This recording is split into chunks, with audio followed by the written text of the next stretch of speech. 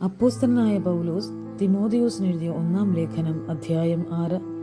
നുകത്തിൻ കീഴിൽ ദാസന്മാരായിരിക്കുന്നവരൊക്കെയും ദൈവനാമവും ഉപദേശവും ദുഷിക്കപ്പെടാതിരിപ്പാൻ തങ്ങളുടെ യജമാനന്മാരെ സകല മാനത്തിനും യോഗ്യന്മാരെന്ന് എണ്ണേണ്ടതാകുന്നു. വിശ്വാസികളായ യജമാനന്മാരുള്ളവർ അവരെ സഹോദരന്മാർ എന്ന് വെച്ച് അലക്ഷ്യമാക്കരുത്. തങ്ങളെ കൊണ്ടുള്ള ഉപകാരം അനുഭവിക്കുന്നവർ വിശ്വാസികളും പ്രിയരും ആകൊണ്ട് അവരെ വിശേഷാൽ സേവിക്കുകയത്രേ വേണ്ടത്.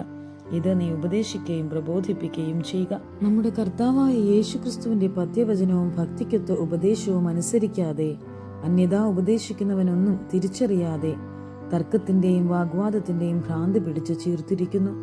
അവയാൽ അസൂയ, ശണ്ഠ, ദൂഷണം, ദുസ്സംശയം, ദുർബുദ്ധികളും സത്യത്യാഗികളുമായ മനുഷ്യരുടെ വ്യർത്ഥവാദം എന്നിവ ഉളവാകുന്നു. അവർ ദൈവഭക്തി ആദായസൂത്രം എന്ന് വിചാരിക്കുന്നു. അലംഭാവത്തോടു കൂടിയ ദൈവഭക്തി വലുതായ ആദായം ആകുന്നു താനും. ഇഹലോകത്തിലേക്ക് നാം ഒന്നും കൊണ്ടുവന്നിട്ടില്ല, ഇവിടെ നിന്ന് യാതൊന്നും കൊണ്ടുപോകുവാൻ കഴിയുന്നതുമല്ല. ഉണ്മാനും ഉടുപ്പാനും ഉണ്ടെങ്കിൽ മതി എന്ന് നാം വിചാരിക്കാം. ധനികന്മാരാകുവാൻ ആഗ്രഹിക്കുന്നവർ പരീക്ഷയിലും കെണിയിലും കുടുങ്ങുകയും മനുഷ്യർ സംഹാരനാശങ്ങളിൽ മുങ്ങിപ്പോകുവാൻ ഇടവരുന്ന മൗഢ്യവും ദോഷകരവുമായ പല മോഹങ്ങൾക്കും ഇരയായി തീരുകയും ചെയ്യുന്നു. ദ്രവ്യാഗ്രഹം സകലവിധ ദോഷത്തിനും മൂലമല്ലോ. ഇത് ചിലർ കാംക്ഷിച്ചിട്ട് വിശ്വാസം വിട്ടുഴന്നു ബഹുദുഃഖങ്ങൾക്ക് അധീനരായി തീർന്നിരിക്കുന്നു.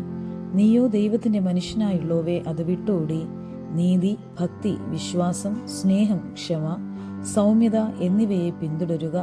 വിശ്വാസത്തിന്റെ നല്ല പോർ പൊരുതുക, നിത്യജീവനെ പിടിച്ചുകൊള്ളുക. അതിനായി നീ വിളിക്കപ്പെട്ട് അനേകം സാക്ഷികളുടെ മുമ്പാകെ നല്ല സ്വീകാര്യം കഴിച്ചുവല്ലോ.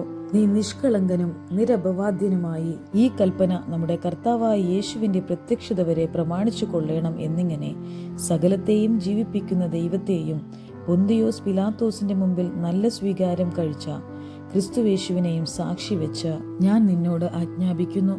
ധന്യനായ ഏകാധിപതിയും രാജാതിരാജാവും കർത്താതി കർത്താവും താൻ മാത്രം അമർത്യതയുള്ളവനും അടുത്തുകൂടാത്ത വെളിച്ചത്തിൽ വസിക്കുന്നവനും മനുഷ്യരാരും കാണാത്തവനും കാണുവാൻ കഴിയാത്തവനുമായവൻ തക്ക സമയത്ത് ആ പ്രത്യക്ഷത വരുത്തും. അവന് ബഹുമാനവും നിത്യബലവും ഉണ്ടാകട്ടെ. ആമേൻ.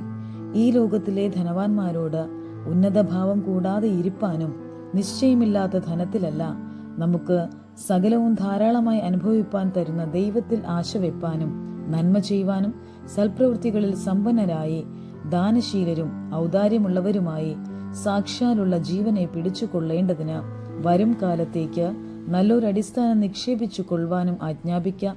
അല്ലയോ തിമോഥെയോസേ, നിന്റെ പക്കൽ ഏൽപ്പിച്ചിരിക്കുന്ന ഉപനിധി കാത്തുകൊണ്ട് ജ്ഞാനം എന്ന് വ്യാജമായി പേർ പറയുന്നതിന്റെ ഭക്തിവിരുദ്ധമായ വൃഥാലാഭങ്ങളെയും തർക്കസൂത്രങ്ങളെയും ഒഴിഞ്ഞു നിൽക്ക. ആ ജ്ഞാനം ചിലർ സ്വീകരിച്ച് വിശ്വാസം വിട്ട് തെറ്റിപ്പോയിരിക്കുന്നു. കൃപ നിങ്ങളോടുകൂടെ ഇരിക്കുമാറാകട്ടെ.